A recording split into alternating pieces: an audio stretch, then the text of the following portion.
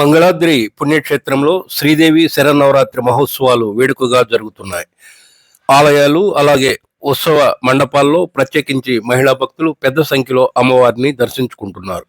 మంగళగిరికి చెందిన ప్రముఖ యూట్యూబర్ మల్లాది దుర్గా మల్లేష్ ప్రతి ఏటా గండాలయపేటలో గల తన నివాసంలో శ్రీదేవి శరన్నవరాత్రి ఉత్సవాలను అత్యంత భక్తి శ్రద్ధలతో నిర్వహిస్తున్నారు. ఈ ఏడాది కూడా అమ్మవారి విగ్రహాన్ని ప్రతిష్ఠించి కుటుంబ సమేతంగా వైవిధ్యంగా అమ్మవారిని కొలుస్తున్నారు.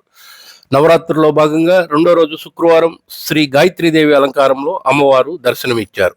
సకల వేద స్వరూపిణి అయిన శ్రీ గాయత్రి మాత అన్ని మంత్రాలకు మూలశక్తి ఆ మాత.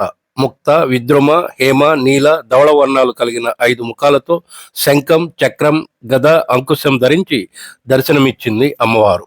జై గాయత్రి మాత, జై జై భవానీ అంటూ అమ్మవారి భక్తుడు అయిన మల్లాది దుర్గా మల్లేష్ స్తుతించారు.